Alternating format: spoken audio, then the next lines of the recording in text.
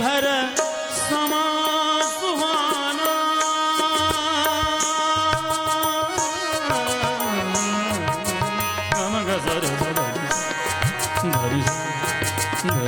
आज मोरे घर समा सुहाना, पूनम दीप के गुणगान।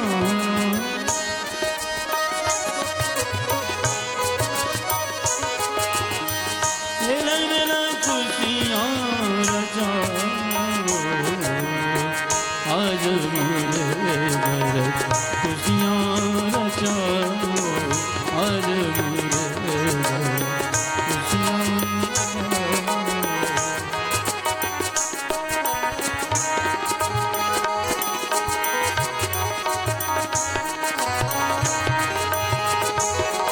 धुनी के बीते जाते दिन।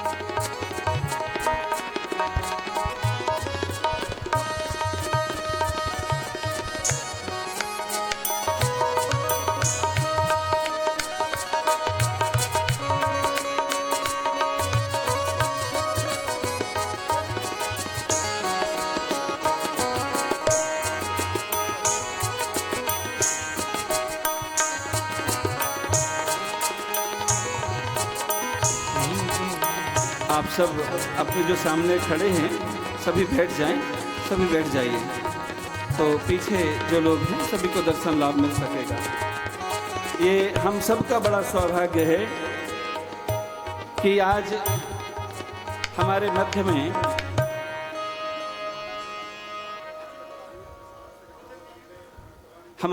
में कांची पीठ, जिनकी हम अभी चर्चा कर रहे थे, आदि शंकराचार्य जी भगवान की, भगवत्पाद आदि शंकराचार्य जी, आचार्य शंकर जिस पीठ पर जाकर के विराजमान रहे और सबसे ज्यादा लंबे समय तक रहे, जिस पीठ पर उनका वरदहस्त रहा, अनुग्रह रहा, जिस पीठ पर बड़े बड़े त्यागी तपस्वी और बड़े परमाचार्यों का वहां पर आचार्यत्व रहा, आज उसी पीठ पर। और मैं आपको एक संस्मरण सुना दूं कि मैं राजस्थान में जब जयपुर में रहता था, तो जिस पीठ पर आप विराजमान हैं, जिस पीठ के परम आचार्य आप महत्पुरुष हैं, उस पीठ पर परम पूज्य जगतगुरु शंकराचार्य परम पूज्य जयेंद्र सरस्वती जी महाराज विराजमान थे। और जब वो राजस्थान आते थे तो मुझे जरूर स्मरण करते थे, मुझे आशीर्वाद देते थे और मुझे पुत्रवत स्नेह उनका था।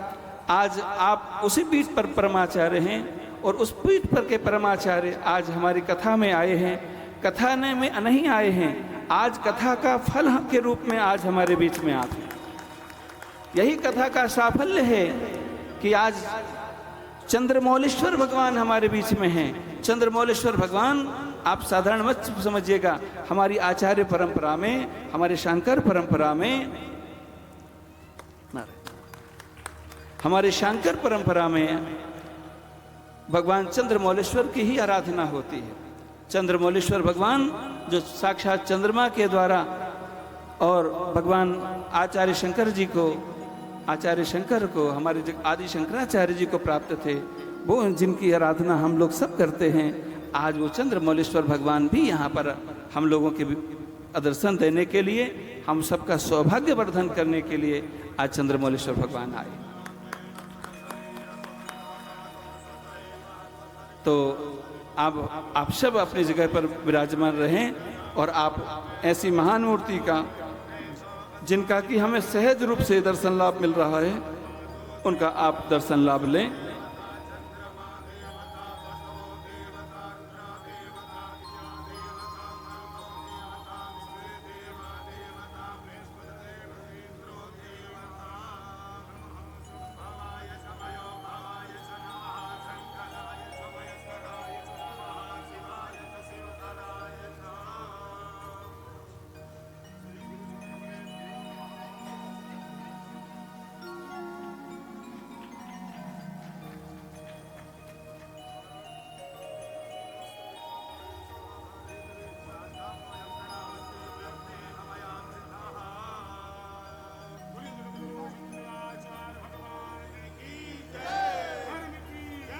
साष्टांग साष्टांग साष्टांग।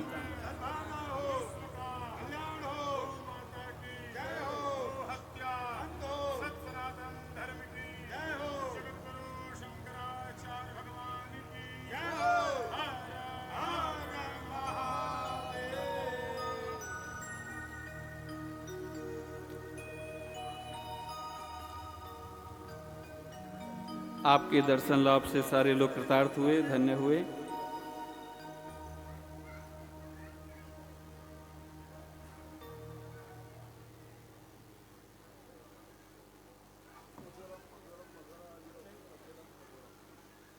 बहुत आनंद।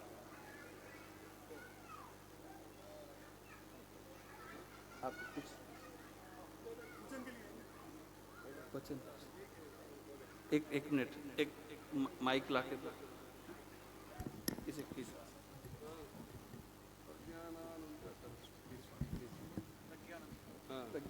प्रज्ञानम ब्रह्म प्रज्ञानानंद प्रज्ञानानंद।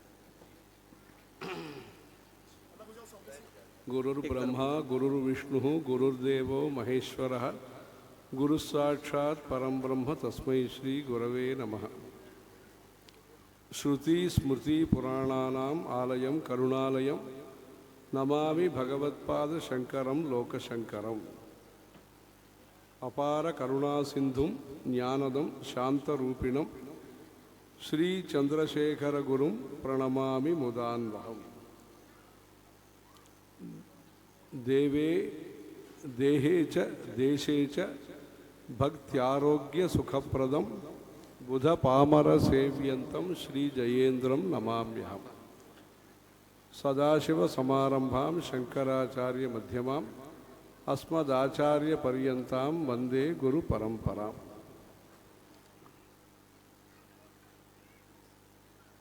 हम अभी एक वर्ष से आंध्र प्रदेश में भ्रमण में है। चातुर्मास से वहाँ एक गौशाला में हुआ था। उसके बाद कर्नाटका थोड़ा देख करके, कर्नाटक में हम्पी हॉस्पिट करके एक जगह है, वहाँ भी पहले गए।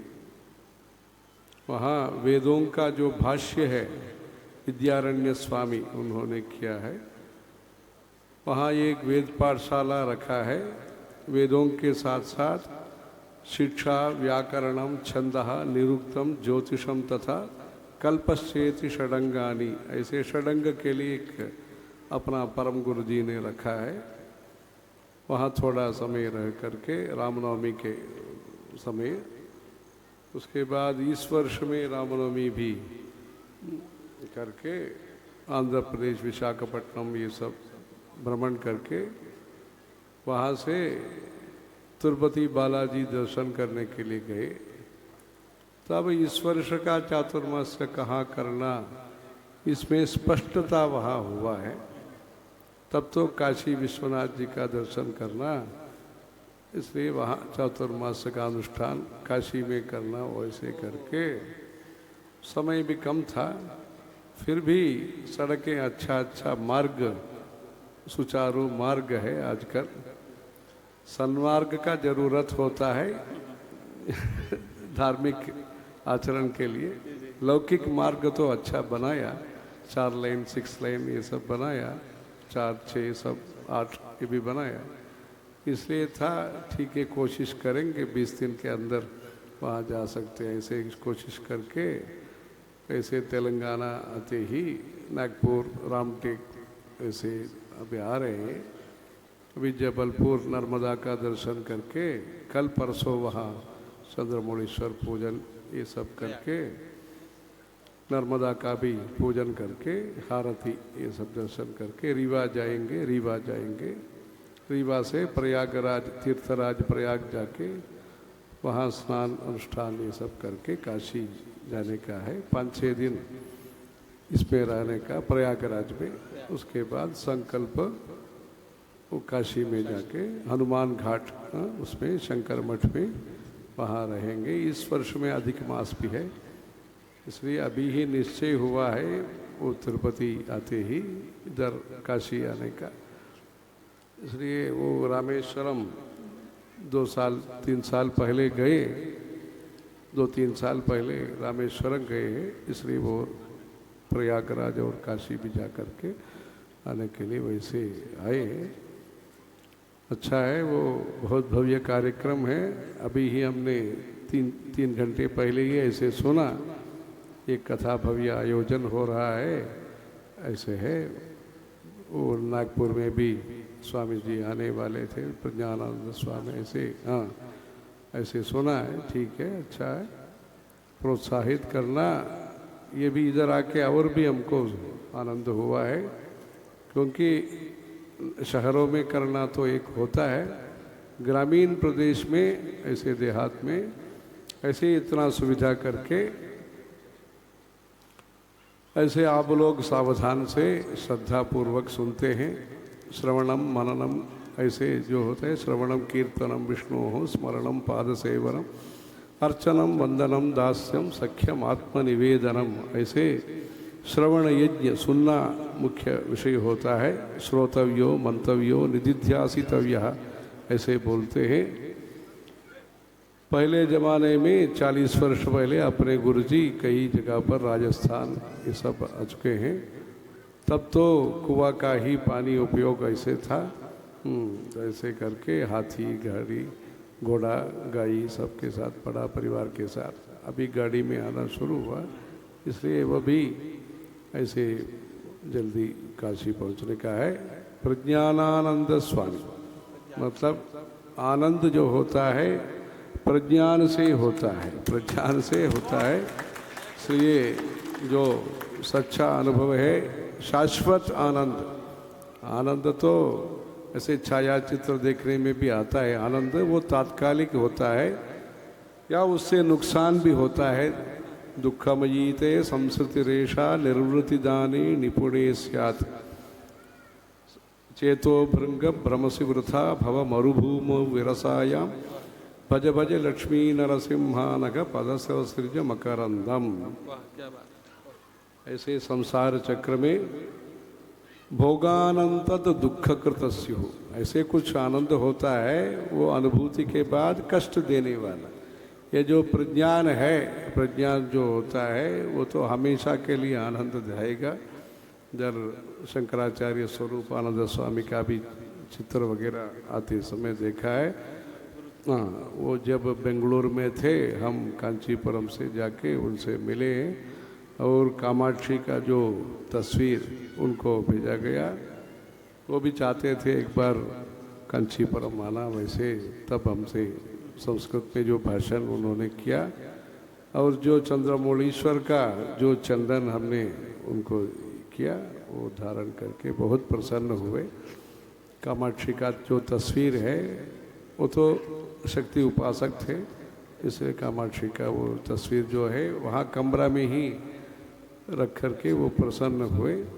वैसे कांचीपुरम से एक दिन सुबह पूजन, चंद्रमौलीश्वर पूजन करके वहाँ से हम बेंगलुरु जाके उनसे मिलके वैसे गए। वैसे वो क्योंकि अपना परम गुरु का कनकाभिषेकम हुआ था, तब अपने गुरुजी ने, जैन सरस्वती महाराज जी ने उनको आमंत्रित किया था।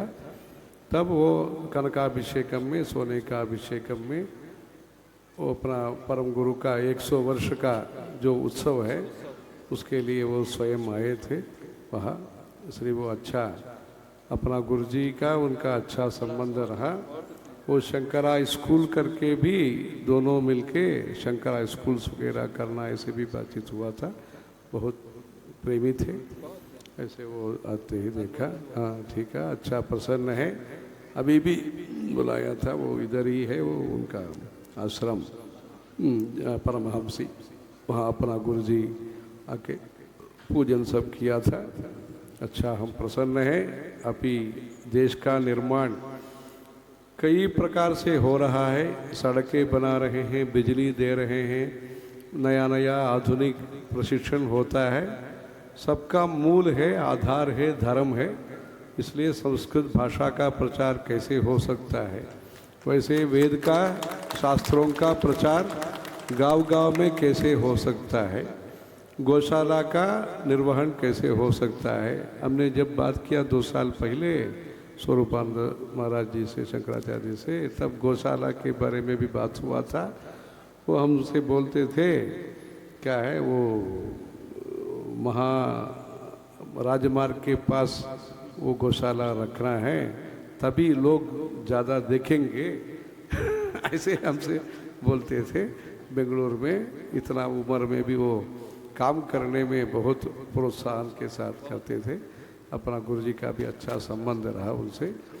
ऐसे अभी देश में डिजिटल इंडिया बोलते हैं, जो कंप्यूटर इत्यादि को विकसित करना, वो ठीक है। उसके साथ साथ डिवाइन इंडिया मतलब धार्मिक भारत को भी हमें निर्माण करना होगा। उसके लिए हर पंचायत में पंडित जी हो, हर मंदिर तिरुपति हो। उस दृष्टि से हमारा देश में ऐसे ऐसे गांव में कथा का आयोजन, कथा हम मुंबई में सुना है और बड़ा बड़ा शहरों में सुना है, फिर भी ग्रामीण क्षेत्र में अच्छे महात्मा के द्वारा ऐसे व्यवस्था करके हमारा जो मूल से मूलाधार से सहस्रार जैसे बोलते हैं, वैसे मूलाधार से जो ग्रामीण विकास, ग्राम राज्य, महात्मा गांधी जी बोलते थे ग्राम राज्य राम राज्य, ऐसे गांव में आज उसका ज़रूरत है। नगरों में तो है, नया नया मंदिर है, इधर गांव में पूजा पाठ करने के लिए सुयोग्य पुरोहित चाहिए। से उसके लिए हम पंडा, पुजारी, पुरोहित कल्याण योजना ऐसे करके गांव में एक अच्छे पंडित जी होना चाहिए। उसके लिए क्या करना चाहिए, वैसे दिशा में हमारा सोच होता है। 3 महीना काशी में रहेंगे, वैसे उसके बाद सब कार्यक्रम वगैरह होगा। से उत्तर भारत में सभी जनता को धार्मिक श्रद्धा है, संस्था चाहिए, व्यवस्था चाहिए। श्रद्धा है, सुविधा है, उसमें कमी नहीं है। संस्था और व्यवस्था का ज़रूरत होता है। ऐसे आप लोग शामिल होकर के ऐसे लोगों को उपयोग करके आप लोग लाभ लेना मतलब व्यापार में पैसा का लाभ होता है। ऐसे संत महात्मा के द्वारा जो मार्गदर्शन होता है, कथा का श्रवण होता है, उसके द्वारा पुण्य का लाभ आप सबको मिलेगा।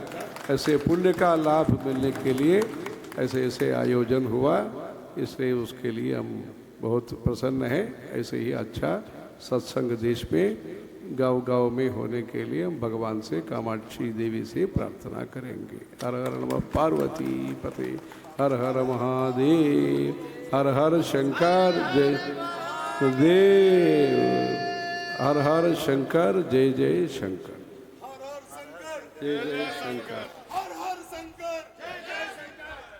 हर हर शंकर, हर हर शंकर। ये कांचीपुरम का नीचे रखो, कांचीपुरम का उद्घोष है, कांचीपुरम का उद्घोष है ये।